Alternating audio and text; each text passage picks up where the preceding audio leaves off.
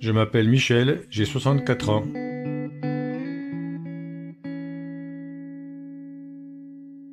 Tout a commencé en mars 2017, suite à une visite de routine chez mon médecin pour ma tension.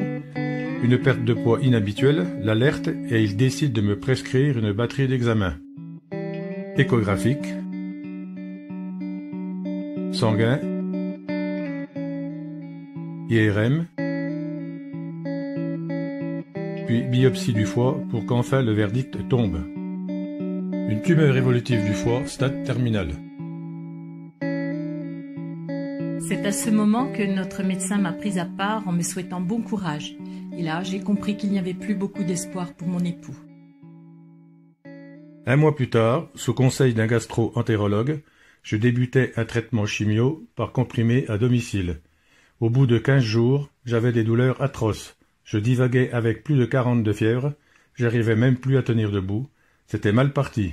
J'ai donc fini aux urgences. Ne sachant pas d'où venait cette infection, je me suis retrouvé perfusé sous antibiotiques dans l'attente d'y voir plus clair. Puisque mon époux était uniquement suivi par un gastro-entérologue, j'ai moi-même pris rendez-vous avec une cancérologue qui nous a expliqué que la douleur et l'infection étaient dues au comprimé de chimio. Elle nous propose alors deux solutions, soit que Michel serve de cobaye, soit qu'il stoppe momentanément son traitement. Quand j'ai vu mon père à l'hôpital, j'ai vraiment pas supporté de le voir dans cet état. Et comme ça faisait quelques années que je me renseignais sur d'autres méthodes alternatives pour se guérir, je lui ai suggéré d'envisager des solutions naturelles. La décision est vite prise, j'arrête tout. On s'est forcément retrouvés confrontés aux médecins, qui n'ont pas hésité à remettre en doute tout ce que j'essayais de leur communiquer. Et il y avait malheureusement aucune ouverture possible. On a été pris pour des fous. Mais j'ai finalement réussi à le faire sortir sur des charges. Je me souviens me retrouver seule avec mon père traversant l'immense hall de l'hôpital, bras dessus, bras dessous.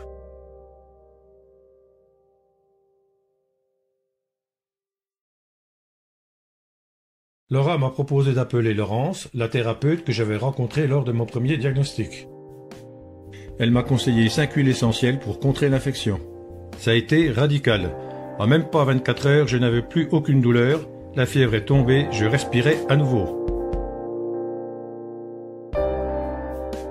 C'était le début d'un peu d'espoir. Cette femme extraordinaire me redonnait du courage dans sa façon de me conseiller et me guider.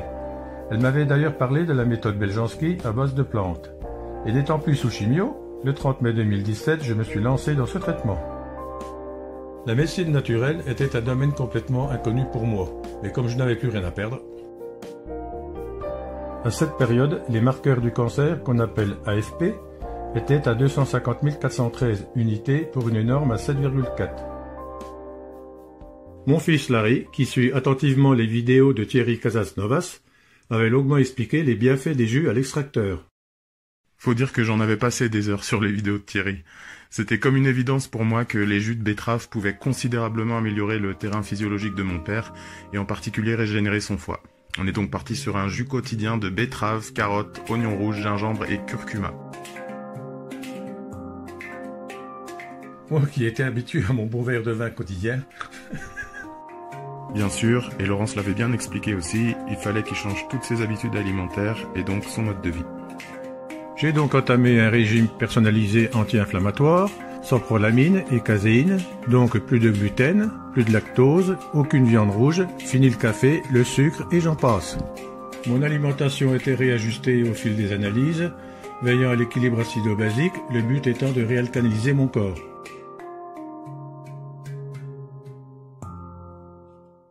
Mes journées se résumaient à un test de pH, une douzaine de gélules Beljanski, avec des jus spécifiques adaptés à chaque situation et une alimentation répondant à mes besoins vitaux.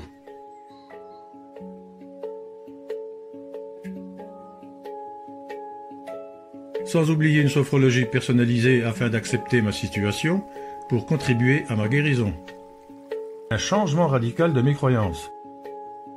Un travail psychocorporel sur l'identification et la compréhension des causes profondes de ma maladie afin de viser une zéro récidive. Je ne vous cache pas que ça n'a pas été facile.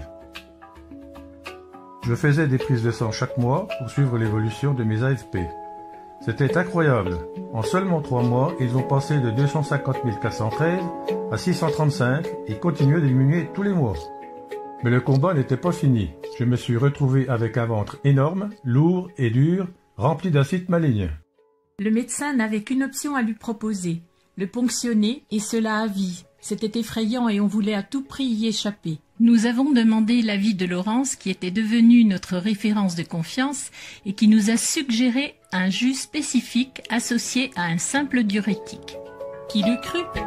Quel miracle! En quelques semaines, j'avais éliminé toute l'acide. Encore une bataille de gagner. Il y a eu des hauts, mais aussi beaucoup de bas. Il m'a fallu du courage et une forte volonté, car malgré le soutien de mon entourage, personne ne pouvait le faire à ma place. Aujourd'hui, mes AFP sont stabilisés à 3 unités, bien en dessous de la norme.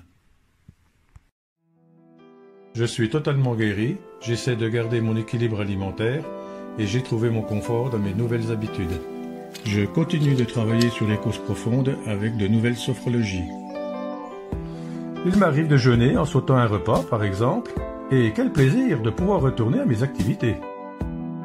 Je ne remercierai jamais assez Laurence, ainsi que ma femme, sans qui je n'aurais pas eu la force. Et il fallait me supporter.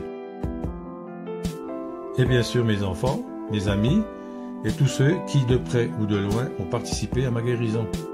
L'expérience de mon papa m'a confirmé que les seules limites que l'on a sont celles que l'on s'impose. Un petit mot pour finir? Merci la vie.